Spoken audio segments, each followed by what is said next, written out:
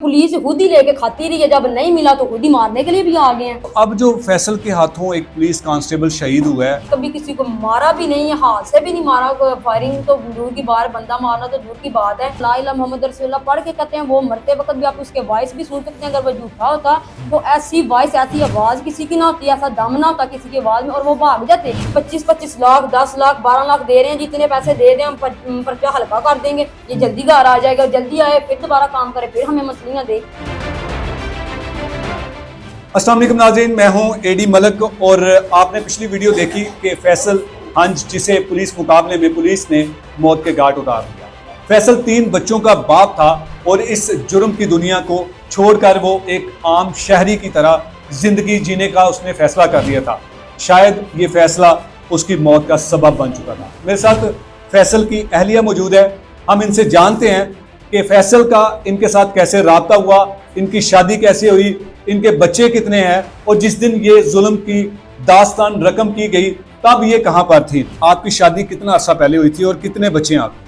सन 2015 में शादी हुई है और मेरे 3 बच्चे हैं। फैसल के साथ आपकी पसंद की शादी है या घर वालों ने अरेंज मैरिज की? मेरी पसंद की शादी हुई है। अच्छा, जब आपने फैसल के साथ शादी की थी, फैसल तब से मंशियात का काम करता था या फिर शादी के बाद उसने काम शुरू किया?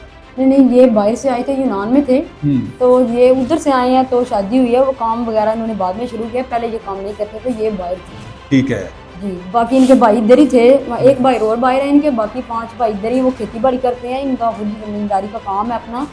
ये बाकी कोई बंदा ये काम नहीं करता, तो ये इन्होंने आगे बाद में कोई अर्सा बाद इन्होंने शुरू किया, ये काम पहले नहीं करते थे। ये बाहर से आए जब शादी हुई।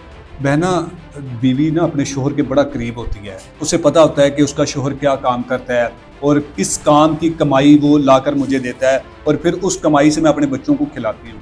आपने कभी पूछा था कि फैसल ये क्या काम कर रहे हो आप, क्यों लोगों के बच्चों को उस दलदल में फंसा रहे हो जहाँ से शायद निकलना मुश्किल हो जाए? तो क्या फैसल ने उसके बाद कभी ऐसा आपको कहा कि मैं छोड़ दूंगा या मैं मेरी मजबूरी है? ये काम गलत है, हम उससे सारे कहते हैं कि मैं खुद भी कहती हूँ कि ऐसा काम ना करो, ये काम गलत है। तो वो कहता था कि जी मैं छोड़ दूंगा, ऐसे ही बस मुझे छोड़ना। ये भी बात जी पुलिस वालों को भी पता है, तो वो अब काम छोड़ना चाह रहे हैं। उनके पास ये इनके घर में हमें इस काम की कोई ज़रूरत नहीं है, ये तो खुद नशा चलो करते हैं, तो काम करते थे। तो अभी हमारे पास ये नहीं कि हम भूखे नंगे हैं, तो हमारा घर बाहर है, खेती बाड़ी है, हमारे माल शाल वगैरह। आपके तो कहने का मकसद है कि फैसल इस काम को छोड़ना चाहता था? जी, वो छोड़ना चाहते थे, लेकिन ये पुलिस वालों ने ये पर्चे पे पर्चे दे रहे हैं, झूठे। ये हो गया है एक पर्चे में ये 25-25 लोगों को जो है ही नहीं, साथ ही नहीं है।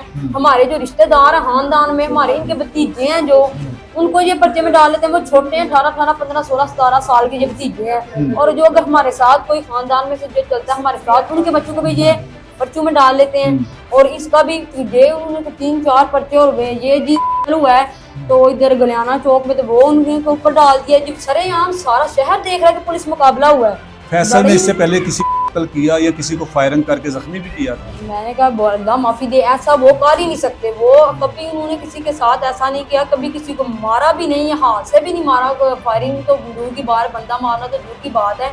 ये उसकी गवाही आप देख रहे होंगे पूरे टिकटॉक पे। गाँव से किसी भी और से भी पूछ सकते हैं कि वो कितने के बंदे को मारता था दिन में। इसके पास असला तो होता था, तो हम बोलते थे कि ऐसा ये कुछ काम ना ऐसा हो जाए, ये उतार दे चीजें सारी, ये काम खत्म कर दे। वो अक्सर उनकी अम्मा ये बात कहते थे, हम भी कहते थे। वो अपनी अम्मा को बोलते थे कि अम्मा अगर किसी के बंदे को मारना हो तो इससे बेहतर है कि खुद मार जाओ। मरने वाला तो मर जाता है, लेकिन जो बाद में तस्लील दूसरे की होती है वो हमें पता है। ये जेलें वगैरह तो काटते ही रहे हैं ना कि काम में कभी पुलिस वालों ने पकड़ा है, जितने लाख दे दे, 25 लाख दे दे तो छोड़ देते हैं, पर्चा हल्का कर देते हैं। उन्होंने बड़ा देते भी थे, पैसे देते भी थे जी। 25-25 लाख, 10 लाख, 12 लाख दे रहे हैं, जितने पैसे दे दें हम पर्चा हल्का कर देंगे, ये जल्दी घर आ जाएगा, जल्दी आए, फिर दोबारा काम करे, फिर हमें मछलियां दे।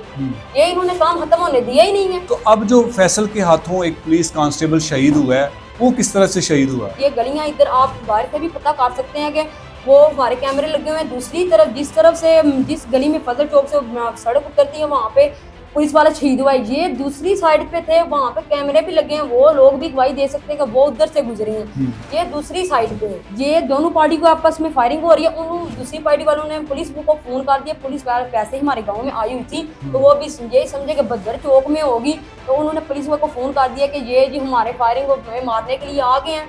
तो वो पुलिस भी उधर ही आ गई है। तो वो पता नहीं इस किसका फायर लगा, वो कलमा पढ़ के, हम भी कलमा ला इलाहा मोहम्मद रसूलुल्लाह पढ़ के कहते हैं, वो मरते वक्त भी आप उसके वॉइस भी सुन सकते हैं। अगर वो झूठा होता तो ऐसी वॉइस, ऐसी आवाज़ किसी की ना होती, ऐसा दम ना होता किसी की आवाज़ में, और वो भाग जाते। यहाँ पे 10-10 20-20 के लोग भाग जाते हैं, वो तो कोई नहीं भागे, एक बंदा मारा तो भाग जाते हैं। फैसल को इस तरह से पुलिस मुकाबला करके मारने का मकसद क्या था? मैं आपको बताती हूँ कि ये 1 साल से कोई लड़ाई चल रही है कि ज्यादा पर्चे उसके पीछे पड़े हुए हैं पुलिस वाले। तो वो ये है कि आते हैं, बड़ी बड़ी पुलिस आई है, 20-20 गाड़ियां आ रही हैं, पकड़ती नहीं है उसको। जहाँ जिस साइड पे वो है वहाँ पे पुलिस नहीं जा रही। अगर हमारा इधर इस साइड पे है तो वो इधर नहीं जा रही, दूसरी साइड पे सारी पुलिस चली जाएगी। इनको पता होता है कि ये खुद बता देते कि हम मारे हैं, आप दूसरी साइड पे हो जाएं।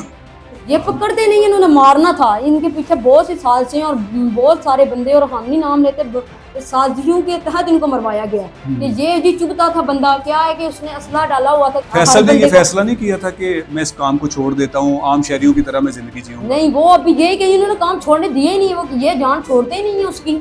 ये जी पर्चे पे पर्चा दे रहे हैं, वो कहते हैं कैसे साबित करूं जाके कि मैं इतना पैसा कहाँ से लाऊं कि ये मैं साबित करूं कि अगर वो चाहते हैं कि मैं ये पर्चे खत्म करूं, ये ऊपर और पर्चा दे रहे हैं, जो कोई ऐसी गेम चला देते हैं कि उसके ऊपर और पर्चा हो जाए, ये दबता ही नीचे चला जाता है, ये ऐसे नीचे जाता जाए, इसके ऊपर पर्चे होते ही जाए, बड़ा इश्तेहारी बन जाए, हम कहेंगे कि हमने बड़े इश्तेहारी को मार दिया।